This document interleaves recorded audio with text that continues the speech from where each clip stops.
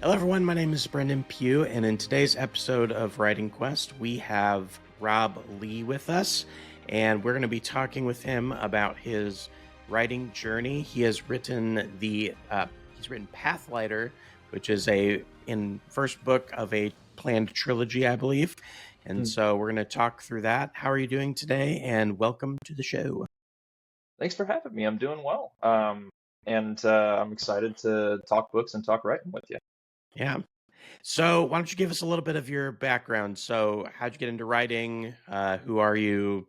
What kind of led you down this path of Pathlighter? Yeah, I've loved writing for the longest time.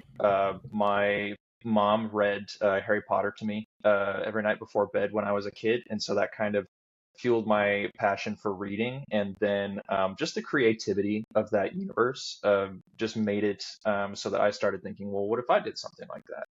And then I also was shown Lord of the Rings as a 7-year old, as a kid. And for a little while, I thought that it was real. I thought it was like a Ken Burns style documentary. Um, and so Mm-hmm. because of that, it also got my head turning. It's like, well, if that's something that happened like a long time ago, then creating a story of my own should be super easy. And so I started doing little stories or little you know, little writings of my own. And then, eventually I found out that Lord of the Rings was not real, and that was devastating. But then I moved on to Greek myths and Percy Jackson, and that really set the groundwork for what eventually became Pathlighter. So it's a Greek mythology, Clash of the Titans, the Odyssey inspired epic fantasy for a world and a pantheon and characters that I came up with. And it developed quite a bit over time, over the course of about 10 years or more. Started it when I was in middle school and had the idea for these characters, and then it got set by the wayside when I went into high school and college, and went out into the world and found a job. And then the pandemic kind of opened up this opportunity for me to revisit it and to um, see what worked, see what didn't, and kind of reworked it and made it a little bit tighter of a story, and shored up the characters where I thought they, could use a little bit of characterization.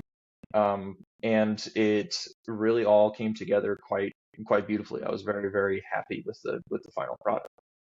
Yeah. Yeah. I feel like we're probably similar ages. And so Mhm. that whole like group of kids who grew up with Harry Potter, and we were maybe like, 8 to 12 when it came out. It's really Mhm. interesting to see now all of us are hitting our, you know, anywhere between late 20s to mid 30s, and we're like creating, and Harry Potter seems to be a big like catalyst for some of that. Yeah, I think it just showed the level of like boundless creativity, because like the books and the movies both hit at a pivotal time for a lot of people our age, Hmm. and it just kind of showed the bounds of like what one person's imagination could come up with. And it turned out like there are no bounds to it. Hmm. You can decide the limits of your own world, the limits of your own characters and your magic system and everything. And it's a beautiful thing to realize that your creativity sets its own limits, and you can blow past those limits at any time. Hmm. For sure. Yeah, and I think I love what you said about thinking Lord of the Rings was real, because I don't know if I Mhm. ever thought it was real, but man, I wished it was. Like I was I know. yeah, I loved my dad took me to see The Fellowship when the movie came out. I Hmm. guess I must have been 12, I think, when it came out. And he took me and my older brother, and I instantly went out and got the other two books and read them, in like a Hmm. week and a half. I got through both of them. Um, but same kind of thing as Harry Potter, like it just kind of totally captured my imagination, like, Hmm. you know, crazy. And I think that Fellowship is a really good way to get you into that world, because it's like the most D&D of all the Lord of the Rings books and Hmm. movies.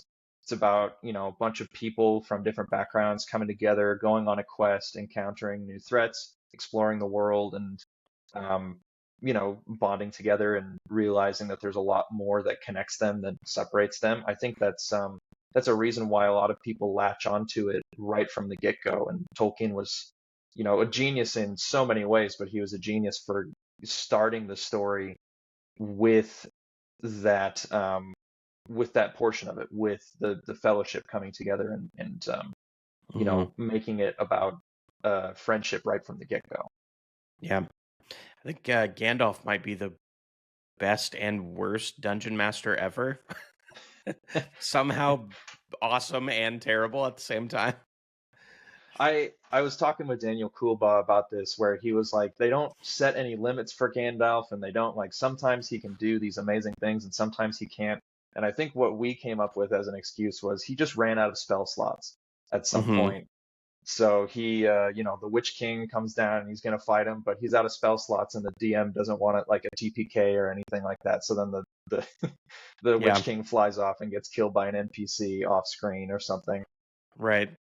Yeah, I love Yeah. the I think that's one of the things that I captured me so much about him. Maybe we can talk about magic systems and stuff of I think a lot of people right now are hard pivoting into because Brandon Sanderson's so popular and I love Brandon Sanderson and all that too, but Hmm. he's so much about the hard magic systems. But I think there's something Yeah. about a character like Gandalf that like there's kind of Hmm. that mystery of like how powerful is he? What can he Hmm. actually do? Like we don't totally know. He kind of does a little bit here, a little bit there, and then he does something really big, but like we don't even really know what he did.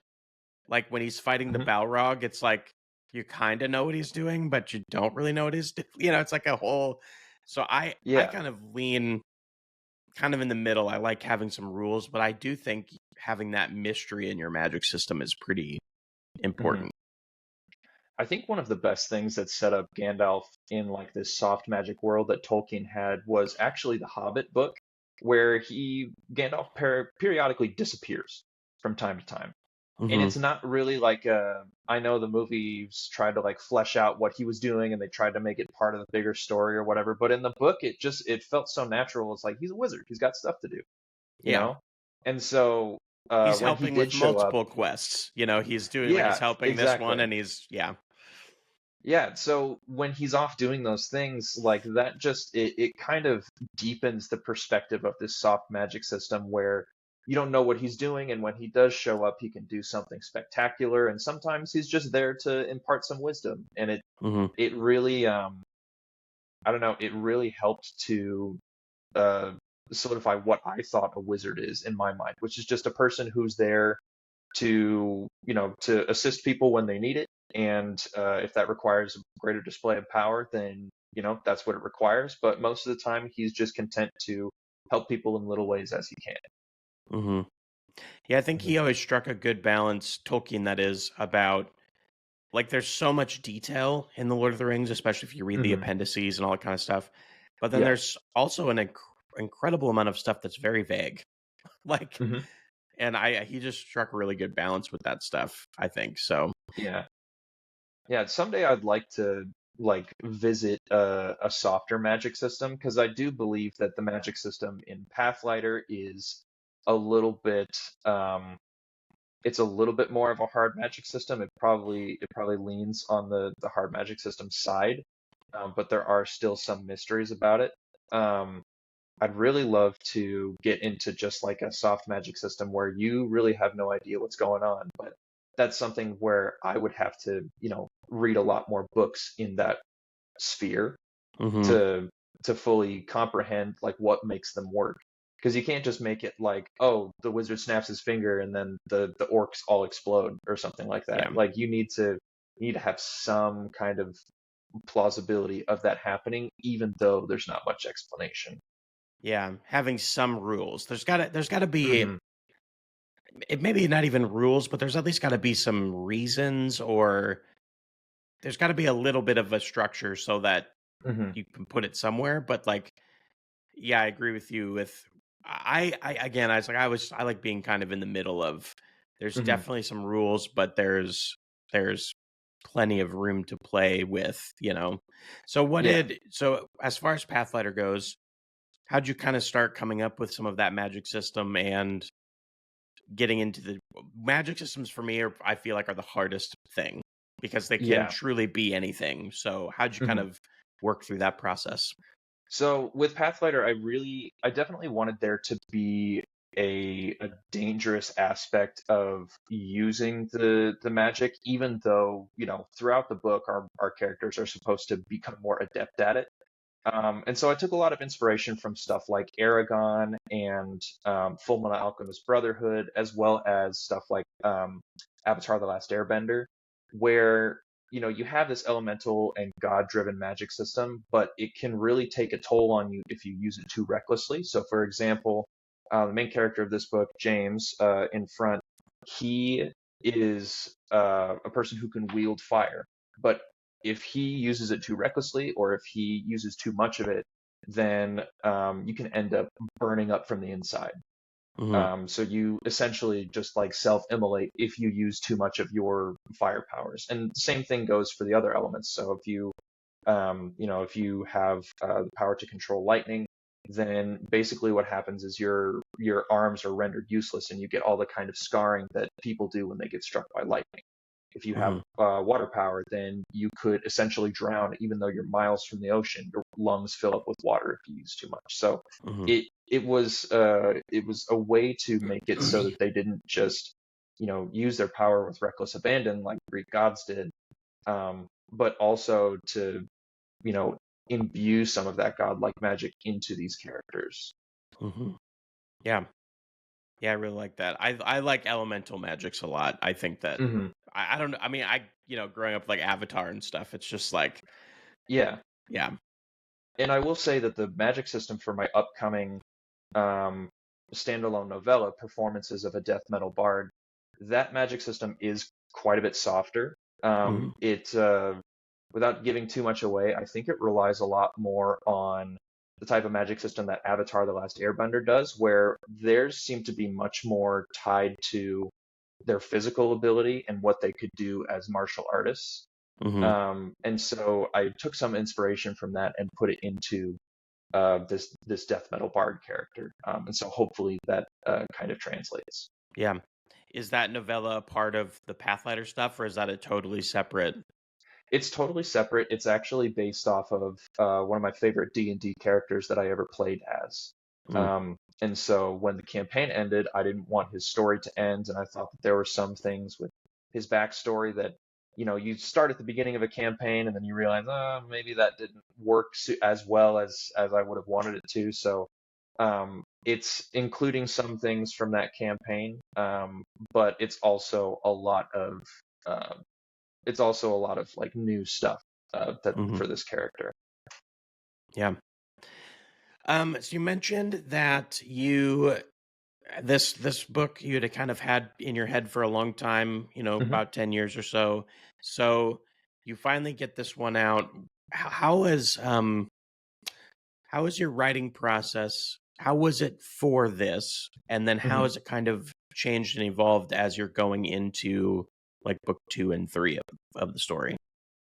Yeah, I think that a lot of people, a lot of indie authors, kind of go through the same experience. At least for the ones that I've talked to, where they spend a lot of time writing the first one. They draft and redraft, and it's it's the first time they've ever done something like this. And so I was talking with Z.S. Diamante, author of the Stone and Sky series, and he said something really profound, like, for in a lot of ways, when it comes to the writing experience, the first book doesn't really count because it takes you 10 years. You go Hmm. through all of this research and you go through everything, and then when you go into book two, it's a much different experience. And a lot of authors really struggle with their second book because they've gone through everything now. And so now, in order to, keep up with the self-imposed deadlines and the deadlines that they have elsewhere, a lot of times the timeline that they have has to be a lot more condensed. And so they have to write and then jump right into editing, jump right into like, commissioning a cover and formatting and all this stuff. And a lot of these steps they're taken care of simultaneously. Hmm. And especially if you have multiple books in the works, like I'm currently writing the first draft of book two while editing for the novella is going on. So it can be a lot more pressure, and I will admit a lot of it is self-imposed.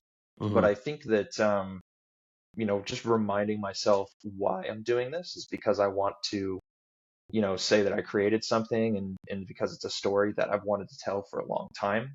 Hmm. Um, it's just a lot of reminding yourself why you're doing it, and then also making sure that you have your ducks in a row when it comes to planning. I Hmm. think I spent a lot of time during the first book planning how everything went and how a lot of this story was going to go and set up the sequels. And so now I think the planning was a lot more intensive for the sequels because I didn't want to write myself into a corner. And then I also was just making sure that it kind of lined up with what I thought about the trilogy big picture when I first started. Hmm. Yeah, yeah, I think I agree with you for sure about. I think most indie authors have that similar thing. I've been writing my story for over 10 years now, and kind of Hmm. the same thing. Like when I first started, I had never thought I'd ever even want to write anything, and so you do Hmm. have there's like solid few years of just like I don't even know how to do this. Like, what is dialogue and description? And, you're learning, like you do some of that in school and you do, but like it translating it into like, oh, I'm going to write my own project sometimes Yeah. can be hard. And so there's definitely some phases too where you go through the like, I'm going to read all of the books on writing and I'm going to learn all of Hmm. the rules. And then you get through that phase and then you're like, I'm going to break all the rules. Yeah. Like you just kind of get through this whole like there's this thing and then you finally get to where like I'm just going to write the story that I want to write. Hmm. I hope that like what's happened for me though is as I've worked on this one story, I have so many notes now about where it's going to go. So I kind Hmm. of what I hope happens is it kind of speeds up every story as I like after you get through the first one, then I've got so many notes and I know exactly what I want to do for the second one already that you just kind of speed up, hopefully. Yeah, I do think that the process for writing the second book and planning for the second book is a lot faster, and it helps that I had some of the outline for the second book kind of penned down. Like I had broad strokes of the major events penned down before the first one came out. Hmm. Um, but I definitely feel like I am trusting myself more with this one. I think a lot of people who are writing their second book may think, oh, I have to like put this perfect book out on the first draft, but because it takes so long to put the first book out, we don't really remember how how many drafts or like how editing went or anything like that. We just see this final product. I see this final product book that I slaved away on for 10 years. Hmm. And so now that the timeline is being condensed, you feel like you have to put something perfect out right away.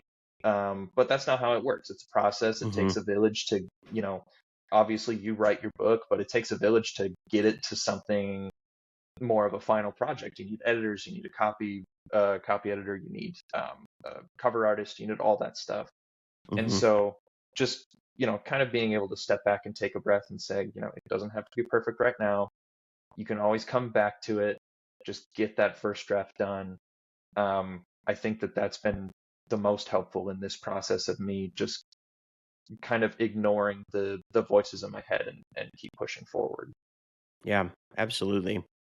And I think so it sounds to me like you are more of a plotter. So you like to outline Hmm. and kind of have so did you always feel like that or did like when you first started did you just kind of sit down and start writing or did you start with an outline? I started with an outline. I think that outlines are really beneficial for me because it can tell me broad strokes, like the main events of what I want to happen. And you can put little wayposts in between those major events. And then you still have some room for growth, or you still have some room for um, some improvisation in your writing or to discover some things while you're still sticking to the story that you wanted to. I think a lot of the main character beats in Pathlighter were things that I kind of allowed to grow naturally during the process of writing the book. Hmm. Um, So I had a lot of the major events put together, especially since it's since it's an adventure, epic fantasy adventure, a lot of it are just like points A, B, C, D, like from where you start to where you want to, the journey to get to. Hmm. Um, but in writing the second book, in a lot of ways, Pathlighter is my Fellowship of the Rings, and then the second book that I'm writing right now is my Two Towers, whereas you open up the world a lot more. Some Hmm. characters might get split up, introduces a little bit more world building, a little bit more politics and stuff. And it's proved a challenge, because now my wayposts are kind of all over the place, and I have to, really, really be meticulous in how I plot between those. Um, but at the same time, I don't want to write the same book three times. I'd rather try something different and Hmm. not quite get there, than just do something that is redundant and the same thing over and over. Yeah. Yeah, I'm similar. I like to have a bit of a structure, like I kind of that figuring out a couple of the main points and then eventually figure out how they connect. Um, Yeah. because I can't. It's hard for me to just sit down and like I'm just gonna write. 'Cause Hmm. I get really stuck really fast, so I like to think through it a little more, and I have gone to the extreme of that where it's like you think through it too much, and then you lose some of the kind of creativity of just writing it. But Yeah. yeah, it's kind of Hmm. that I like to have one of the things I like to do is just starting with like a narrative structure. So like the three Hmm. act story structure or something like that. And ultimately it ends up changing quite a bit. But I Hmm. think, especially for new writers, I think that's a great place to like just fill in these beats and then start changing it. But it gives you that starting point of like, I don't know where to begin, you know? Yeah. Yeah, and I think that the allowing like the room for growth and having a starting point, it's something that like George R. R. Martin described as like instead of planning or pantsing, it's gardening, where Hmm. you have the plots where all these plants are going to go, but then you tend to them as they bloom and mature. Hmm. And because do I think that George R. R. Martin had a significant portion of his series plotted out before he wrote? Yeah, I'm sure he had like a lot of different stuff, but I don't think that there's any way that he had like every piece of dialogue and every character interaction and every growth of a character relationship or every subplot figured out when he sat down to write book one. Same Hmm. thing with J.K. Rowling for the Harry Potter books. Same thing for Brandon Sanderson as he's writing Stormlight Archive. It's you know it it's that ability for growth that I think makes writing really exciting. Hmm. And that's what makes like D&D adventures so exciting, is because you know that anything could happen, while as a DM you might still want to try and keep them to some beats. It's that difference between railroading and allowing a sandbox. So Yeah. Do you know who Michael J. Sullivan is? Do you know that? I do. Yeah. Yeah. Yeah. So I haven't read any. I have some of his books on my list, but one of the reasons that I put him on the list was that I heard about how he does this. So he actually writes like the full series. Like I think is one of his Hmm. series like 5 books. He writes the whole thing, and all 5 books are ready for publishing before he publishes the first one. Oh my gosh. And so his reason for that is like to avoid kind of what's happening with George Martin, which is he Hmm. doesn't want his readers waiting for his books. Like he wants to like I'm going to write all the 5 books and then they're going to release once a year for 5 years. So you know they're coming. Hmm. So like to me that's really cool and I like his thought process about that, but I don't know if Hmm. I could do that. Like I've never heard of any other Yeah. author that it does that. So yeah, what do you think about that? Like, is that something you've ever like? I'm gonna write all 3 of these, and then you know. It definitely occurred to me to maybe do that, especially when I kind of learned what indie publishing was like. Um, Indie publishing is very much on your own schedule, and it can be difficult to adhere to that. And especially since a lot of us don't write full time, we have jobs and we have personal lives and stuff, and so finding the time to do that, yeah, it definitely it definitely seems like a viable option when you look at it. But for me personally, I don't know if I'd be able to do that because at some point I feel like some kind of, thought would set in, like, what am I doing? Like I've Hmm. been sitting here writing these books for however many years, haven't sent them to any editors, haven't done anything, life is happening out here. So I think finding that nice balance and being able to stand up and walk away from it and then still put a book out reasonably once a year, once every year and a half, I think Hmm. that's the right balance for me. Someone like Michael who can, write all 5 books and then publish them within a year or so of each other after that point. I think that's a really, really good strategy, especially if it works for him. But I Hmm. think indie publishing is so great because you can tailor it to how you work best as an author and as a business person. Hmm. Yeah. Well, and I think, yeah, like, because I love, like, because one of the other things he talks about is he's able to, like, go back and, before he publishes book one, when he finishes book five, he can go back and make sure that things all line up. And, Hmm. because you even see that in Harry Potter, like, there's a few things towards the end that don't, like, totally line up with the beginning. Like, there's a Yeah. couple of little things here and there, which I think happens to everyone. Hmm. But so it's kind of one of those, like, I really appreciate it, but I definitely don't think I could do it for sure. Yeah. And some series like Harry Potter is like the series that makes stuff up as it goes along more than Hmm. any other fantasy series I've read. But that is a real challenge where, sometimes I'll be writing book two and then I'll write a scene and I'll come back to it and I'll just kind of read over it and go, did I even really like read what I wrote? Did I even really read book one or anything like that? Because I'm like, this doesn't match up. But that's the thing about drafting. You just have Hmm. to kind of roll with those and you catch the inconsistencies and you, especially if you have a good editor, the editor will be able to help you with Yeah. those things. um, Getting the book on the page is half the battle, and then getting it to look like something resembling something people will want to read, that's the other half. But the first half is just as important. Like, you need to have those words on the page. Hmm. For sure. So we've kind of talked about some of this, but what are some of your biggest challenges as a writer? So the things that you struggle with the most, and then how do you kind of deal with those things? Hmm.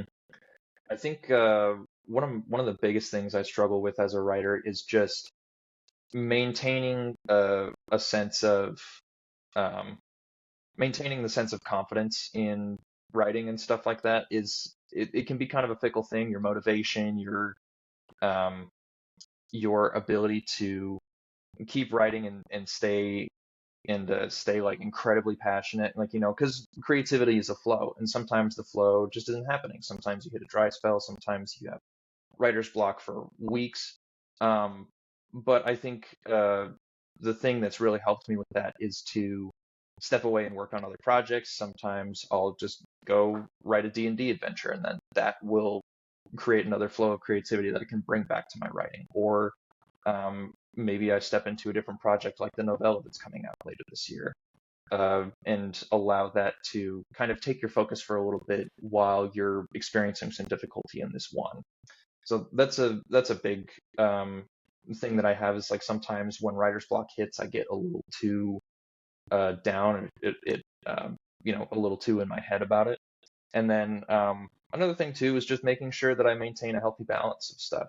I need to make sure that, yeah, I'm putting a lot of time and energy into this writing, but I also, I'm a person who has a life. I got to make sure that I'm not neglecting other aspects of my life, like my work or my personal relationships.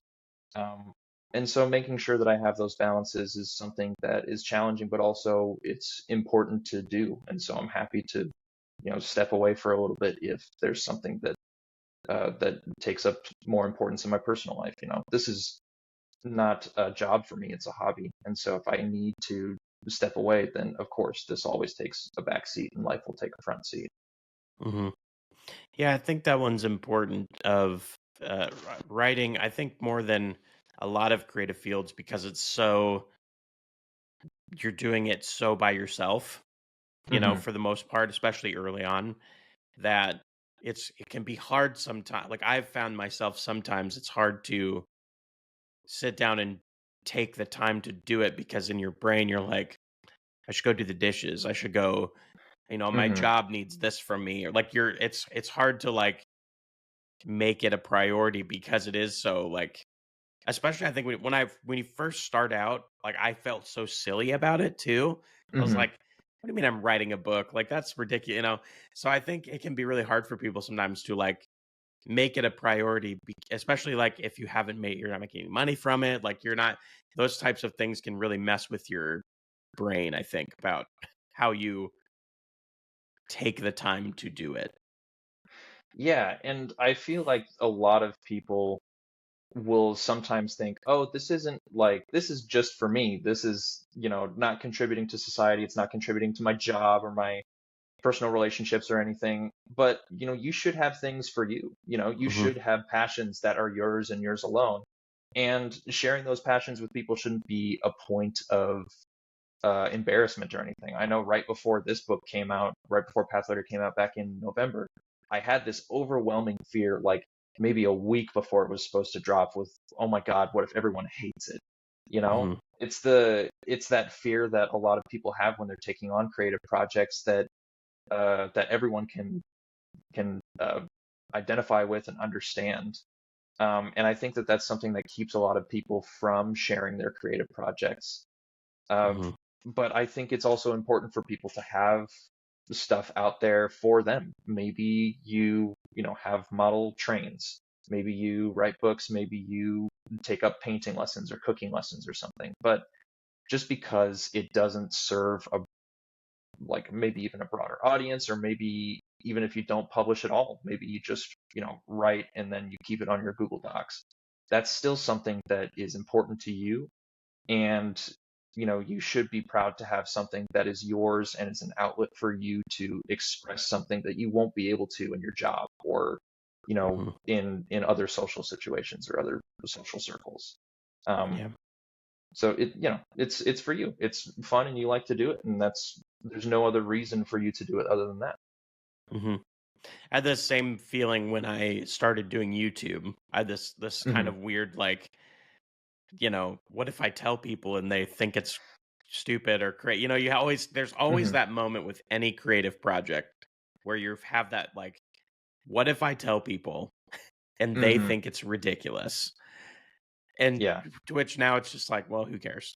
That Hmm. again, it's like if you love what you're doing and you're just committed to doing it because you love it, then do it. hmm One of the things that really helped with my inspiration of this performances of a death metal bard novella as well is, when you would play music for your friends in the car, there was always this lingering fear that, like, when your friends heard your music, they'd be like, "Ugh, you listen to this?" or Hmm. something like that. And I mean, of course, death metal is maybe not the easiest genre to break into. Heavy metal in general, maybe some people listen to Metallica off and on, maybe some people like Iron Maiden, or maybe they'll break into some heavier stuff, or they like new metal like Slipknot or Limp Bizkit or something like that. But breaking into like the really like crunchy, heavy stuff, Hmm. it's not easy for people to consume, or to, sometimes when you first listen to it, you don't really like understand the appeal or get it. And so that in of itself too, the fear of your friends like thinking it's ridiculous that you listen to a certain type of music, also can be um, a challenge to overcome. And so to write a book about someone who plays this type of thing in a medieval setting, this Hmm. fantasy medieval setting, it was so freeing Hmm. to say, I love this music and I know that you would too if you listened to it. Hmm. I've I've had many times where I like to listen to. I'm kind of a punk rock kid, like Oh yeah. Blink 182, all that kind of stuff. Hmm. But I also really got into like screamo and Under Oath and all that. Mm, So I get a lot of the occasional. I pull up and my car's like blasting Under Oath yeah. or something, and then I get the kind of what do you got Yeah. going on in there? Yeah. And you never forget to like, or you never remember to like turn the volume down before you shut the car off. So the next time you turn on the car and you turn on the radio, it's like, it blows your ears out or something. Hmm. Um, That happens to me a lot with my wife. Like I'll be commuting and I'll be listening to something. I turn it off, and then my wife gets in the car, and it's like, blah, blah, she's like, "What are you listening to?" Yeah. yeah, there was this one time I was at a stoplight and there was a this there's this lady in like a Suburban, or maybe she was in like some kind of big SUV type car, and she was blasting Kelly Clarkson, and I was playing like it was like either like Opeth or like Cannibal Corpse or something, was like Hmm. some really really heavy growls, and so we just kind of had like a little music battle. Like we would we turn up the music ever so slightly, try and one up each other. That's awesome. I mean, it was just like a fun, like maybe 10-15 second interaction, but Yeah. I don't know. It's art shouldn't be art shouldn't have like a expiration date. You can like anything from any era. You can like anything from any genre. It's whatever you find to be appealing. Yeah. Definitely. So you mentioned writer's block. Do you have Hmm. any? Because I think that's something that's pretty universal, really, for any creative field, whether you do music or Hmm. writing or whatever. You always have like a Yeah. block from time. So how do you have any tips about how you kind of break through that? How you get back and engage with your story and get back to writing? What do you kind of do to solve those problems? Yeah, I've taken some inspiration from tips that other authors have given. So Brandon Sanderson, right from the beginning, gave one. It's like before you really dive into the meat of a certain character, and especially if you have a lot of character-driven scenes, maybe write like a little short autobiography of the character. So it's from that character's perspective. It says, when I was 5, I did this. When this happened, I decided to go to this place, and this is what happened when I was 20 years old, and this is what happened when I was 30 years old, and you keep going through that, and so it kind of allows you to shape the personality and the driving motivations of this character without having to like write a bunch of words and then scrap them. And then if you feel like you're in writer's block again with a scene that has that character in it or other characters, you can always go back to those little autobiography moments. So I think that that's really helpful. And then another one that Justin Lee Anderson, former SPIFFO, the SPIFFO winner, also said was, one thing that you can do with these little wayposts that you set throughout your planned manuscript, or as you're plotting out, is during a waypost you say, what does this character want at this time? What are they willing to do to get it? And then what is standing in their way? You'd say that with every character in that scene or at that point in the story. And then that really helps you to kind of wiggle your way around that writer's block. Um, and it doesn't always work right away. Sometimes it takes a little more finagling, but it's a way to, kind of maneuver your words and your strategy instead of just throwing your hands up and walking away. Hmm. Yeah, and I like that a lot. That's I actually hadn't heard that one from Brandon Sanderson. I like that. Uh, Hmm. that would be fun to do. Hmm. I One of the things I do is one that you already mentioned too about jumping projects. I Hmm. think that's like for me, I have several books planned, and so sometimes what I've done is if I get stuck, I kind of just jump into a different one, and even if I end up not Hmm. using it, I kind of write a scene of this character like 10 years later, and then all Yeah. of a sudden, it kind of, oh, okay, this is how I could actually connect that, or Hmm. it breaks that, just kind of gets you out of the rut and puts you somewhere else. And then the other thing is I like the idea of, instead of like having a word count goal for the day, so like I'm going to write a Hmm. thousand words today or something. I think people Yeah. should just have like time goals. So like I'm just going to sit down and write for a half hour. Hmm. And then, because like you said, with creativity is a flow, so it's like some days you got it and you can Hmm. write and you feel it, and other days you can't, and you're like, you sit down and you're like, I got nothing, I know what no idea what Yeah. to do. And so I think if you just commit to like not necessarily writing every day, but when you sit down and write, I'm gonna sit here for a half an hour, and I'm going to Hmm. attempt to do this, I think is better. I think you end up getting more words over time than trying to have the arbitrary, like, I need to write 1,000 words today, if that makes sense. Yeah, I think that makes total sense. Recently with Pathlighter 2, not the real name of the book, but just the placeholder. But with this book that I'm writing right now, it pays to sit down for say 2 hours or so, and I can't do it every day. Um, but if there's a day where you can set aside an hour or two to write, you sit down and you go, okay, I want to establish the meat of this scene. Like I want to establish this scene and I want to at least set up what I know is going to happen later. And so then that gives you a little bit more of it gives you a little bit more time to think about how you want the scene to play out when you're away from it. And then when you come back to it, you're ready to go. Um, I can't remember who it was. It might have been like Andy Peliquin during like an interview with Beard of Darkness or somebody where he said the best time to stop writing is not when you are at a stopping point for the day. So if you're writing for the day and then you stop at a stopping point, then you have to like get the creative juices flowing again to jump into another scene or to the next chapter or something like that. But if you stop at a point where you're not at a stopping point and you have maybe half a scene left, well, Mm-hmm. then you come back with this renewed vigor to finish the scene or to complete your thoughts that you weren't able to finish the day before. Mm-hmm. Um, and so I've been employing some of those strategies that I've picked up from listening to other authors talk about it. Mm-hmm. Yeah, there's some other, there's another author too that says something very similar. That's like, stop before you're done. Like a pretty big, like a pretty Hmm. famous author says the same thing, and I've heard that, and I'm like, yeah, Yeah. that's the trouble is actually stopping, because I'm always like, Yeah. I get so excited, and I'm like, ooh, this is really good. This is really, I'm writing and I'm writing and I'm writing, and then I get to the stopping point. And I'm like, Yep. oh, I should have stopped when I still had some thoughts. Hmm.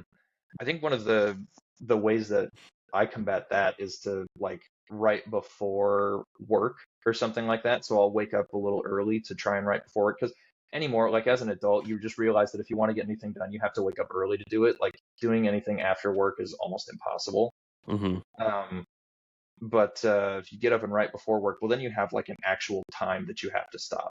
Mm-hmm. And so that helps to keep you honest about stopping when you're supposed to. Yeah. Um, and yeah, the other projects too, like moving on to other projects or jumping to something else, that's also something that can be really helpful. And I understand now why some authors like George R. R. Martin or like Stephen King will do something completely different instead of going for the sequel that everyone wants. Mm-hmm. Um, because It's a Martin's got a lot of, refresher. So yeah, refreshes their yeah. brain. And I mean, it's a lot of creativity. You don't want to be stuck into the same series forever, especially if you planned out a long series. You got someone like Sanderson who, instead of writing all of the Stormlight books back to back, he's got all of these projects in the middle, and it lets him come back to his work with fresh eyes. Mm-hmm. Um, and while I might not have read every Sanderson book, or I might not be as fully versed in everything in the Cosmere as I'd like to, Stormlight is like my ride or die series. I will come Mm-hmm. back to that series at any point, and I know that he's doing what he can to write the books as best he can and to keep it as fresh as he can. So, Mm-hmm. um, I think that's a good strategy for him. Yeah. Yeah. I love Brandon Sanderson, and I love watching it's kind of both. I mean, I love his stories, and I'm with you. I Hmm. haven't read everything. Like, I actually haven't read Mistborn. Like, please, nobody, attack me. That same. I haven't read Mistborn Yeah, either. I I've need got to it. get It's on into the it, but shelf. It's yeah. on the list. I just have not. Like, my problem. I'm a super slow reader.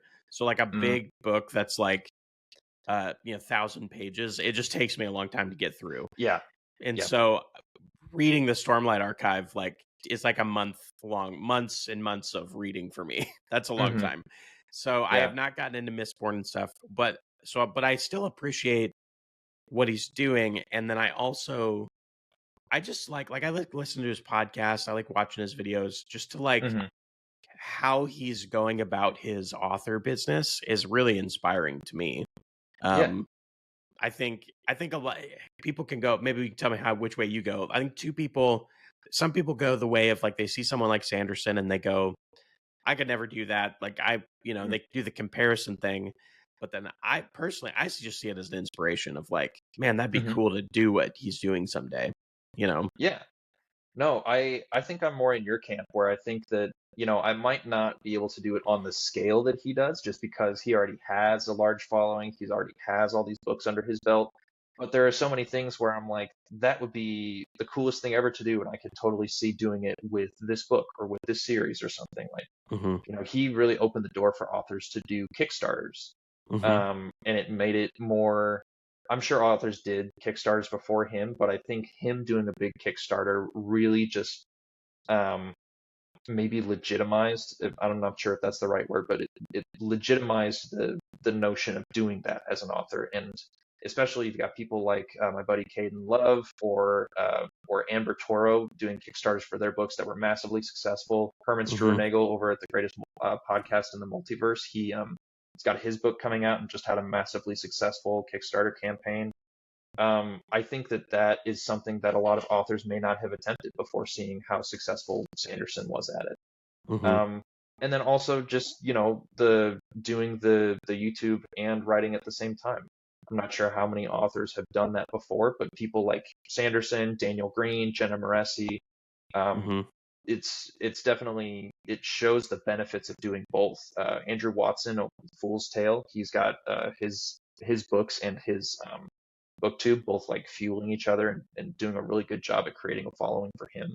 Hmm. So um, I think that authors like Sanderson have done a really good job of showing what people can do, and it hasn't made people shy away from trying it just because he's massively successful and Yeah. people think that they might not be able to achieve that same amount of success. Yeah. Yeah, that was, I mean, and I'll come back to Sanderson in a second, but that was part of the reason with starting the YouTube channel for me Hmm. was I just thought maybe I can just build an audience while I write the book, you Hmm. know? Because it was kind of one of those, like, I like talking about it. My brother and I actually started it together, but it's called Writing Quest because we're Hmm. like on the quest. And Yeah. so I just thought like there's no reason not to. Like, why not do that and just kind of share the journey as we go through it? And I ended up having I kind of doubled down because I gained a lot of even more respect for Sanderson after the Kickstarter stuff, Hmm. especially around all this stuff with Amazon, because Yeah. I think he just put his money where his mouth is, and he's like, he's standing up for the broader world of writing, not just his own self Hmm. interest, and that I gained a lot of respect for him for that. Yeah, I have mad respect for the guy. He is really showing anymore in trad publishing, a lot of what you hear is negative, or you hear about Penguin Random House snapping up another, smaller publishing company or something like that. But Hmm. I think that what Sanderson has shown is that the writers still have quite a bit of power. They still have a lot of power and reason to, you know, feel that they can advocate for themselves, and that's why I think, in part, the indie community has exploded in recent years. Is just I Hmm. think authors have realized that they have stories that people want to read, and even though the trad publishing community is potentially becoming smaller and smaller because of all of these big publishing houses snapping each other up, I think that a lot of people have realized that they have the power to do it themselves, and it's Hmm. amazing what a lot of indie authors are able to do. I'm constantly impressed every single day. When an indie author promotes this amazing book and they have written this beautiful story and they did it all. They did it all on their own, and it Yeah. makes me feel inspired that I can do the same thing in the future. Hmm. Yeah, and Sanderson too. I mean, he's in a way he's kind of moving towards indie publishing Hmm. because with the Yeah. Kickstarter books, like he published those, they I don't believe that he published them through anyone, so he published them through Yeah. himself, and Hmm. so it's kind of like he's even seeing the need of like, well, I can do this, especially Hmm. with he's got such a huge platform now too. But Yeah. I interviewed Caden Love quite a while back, and one of the things he said was, and I fully agreed, was the self-publishing used to kind of have the stigma of like this is what you do if you can't succeed as a traditional publishing, Yeah. and Yeah. and he thinks the stigma of that is really fallen away, and I agree. I think there's so many great stories being written, and I don't think anyone really cares anymore, like, who Hmm. published it, you know? They just wanna read good stuff.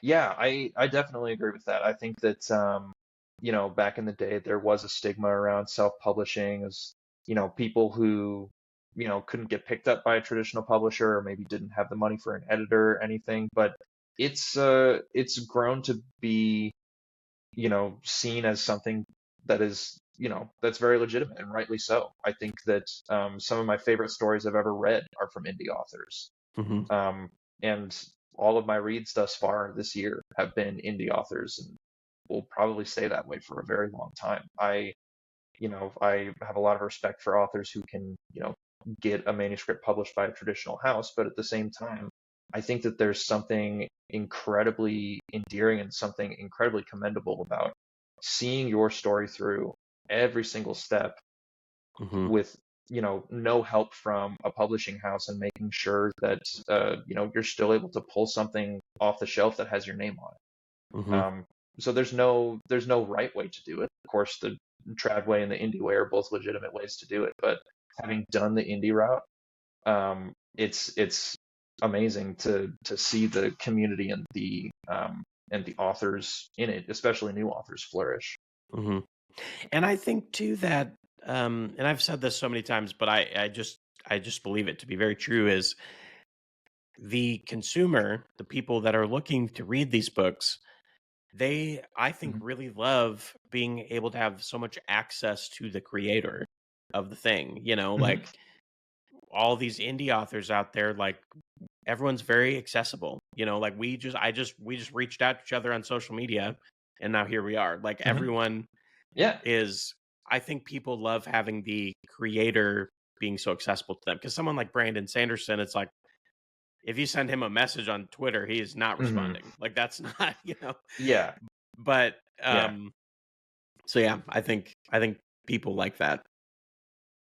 Yeah, it's definitely it's so, even though everyone's around the world in the indie publishing community, Hmm.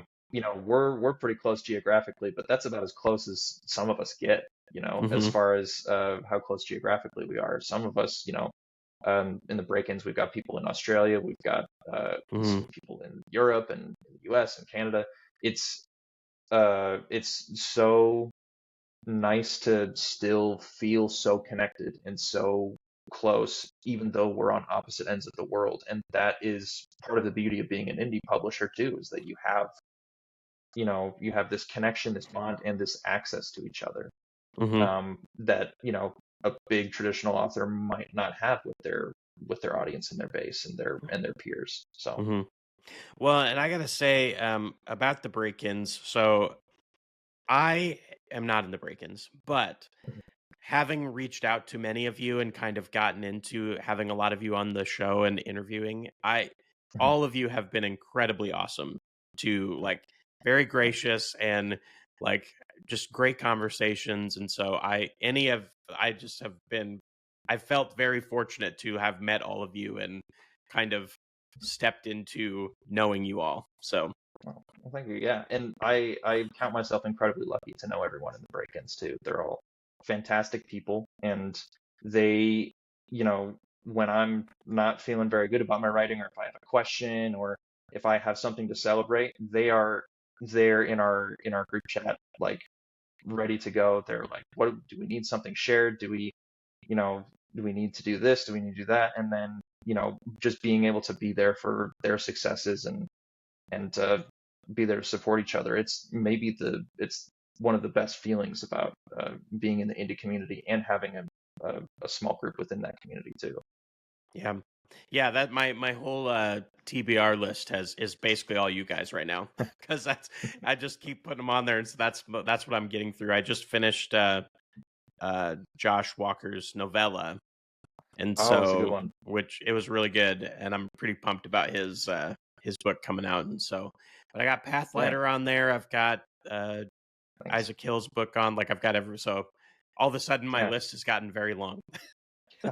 And, funny enough, Isaac was maybe the first indie author that I ever got connected with when I started my like marketing journey. When I started doing like my self marketing on social media, he Hmm. was one of the first, if not the first author that I like first got connected with and first started chatting with, and then um, luckily we both found each other again in the break-ins too, and so it's been a journey getting to know him and seeing his work throughout the process, and Hmm. now I have his book on my shelf, and it's amazing. Yeah. I'm so happy that I've gotten these connections and now get to see the names of my friends on the shelf as well as me. Yeah. Yeah. So, and I'll just tell you this right now. So, we kind of talked briefly about this in the beginning. My wife and I are opening a bookstore here soon. Hmm. And I don't think by the time this will go out, we won't quite be open yet. But Hmm. one of the things I want to have in there is a shelf that is like as seen on Writing Quest.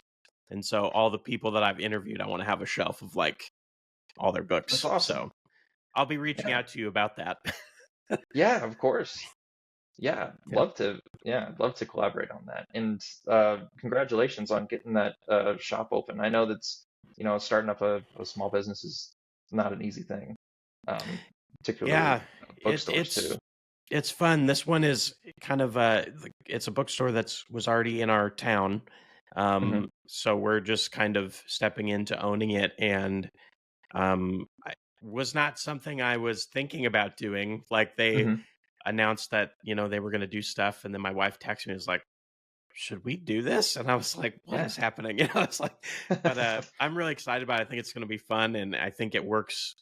It just kind of works well with what we're doing with the channel, the YouTube channel and Oh, stuff. And I've been thank you meeting for this year. all of you guys, and I'm just like, this is going to be really fun. So Yeah, it's always nice to like not only uh like get connected with and support indie authors, but like to connect with and support people who own like indie bookstores too. Um, hmm. there's one up in Fort Dodge, Iowa, my hometown, called the Green Dragon Bookshop, and Hmm. the owner of that bookshop, Corey, is starting a tour of Iowa indie bookshops too. Oh, Um, nice. and it's really nice to see their posts and to see the highlights of all these really amazing small businesses around the state where I grew up. So, Yeah, for sure.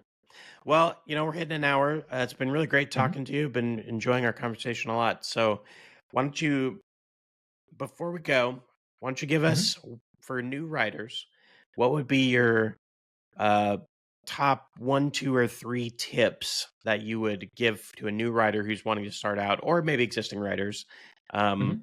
to get them started if they're maybe unsure about it or not sure if they can do it? Yeah, I think the most important thing that you can do is to remember the end product in mind. Um, this book was over 10 years in the making. I started it when I was like 13 or 14, and I didn't exactly know if anything would ever come of it, but I still had a vision of this on the shelf and someone going and picking it out to read. And that was the vision that kept me going you know, through all of it. And it's a vision that I have now for my books currently, that I'm working on, is someone going up to the shelf and picking out that big book because it looks like something that they want to read. Hmm. Um, and then another one is just trust yourself. You know your story better than anyone. You know your characters better than anyone. If you think that a character should do this and it wasn't originally what you planned, or if you think the story should go in a certain way and it wasn't what you planned, do it. You know your story better than anyone, and if you think that it's going to be a good place for it to go, then take it that way. And then finally, trust your editors. Your editors are your best friends Hmm. when it comes to advice and story beats and characters and everything. Yes, you're paying them, but they want to see your story succeed as much as you do. So, Yeah, perfect. mhm. Well, where can we find you? Where's social media, and where can we get the book and all that kind of stuff? Yeah, you can find me on Instagram and Twitter. You can find me at robleauthor.com. And then I am going to hopefully be setting up a mailing list here so that people can follow me. And arcs for performances of a death metal bard will hopefully be coming out in the next month or so. So I'm really, really excited for everyone to read that. Yeah, awesome. Cool. Well, thanks everyone for watching. This has been Writing Quest and Rob Leigh. Make sure to check out all of his stuff, grab the book, and we will see you next time on Writing Quest. Yeah, thanks so much for having me.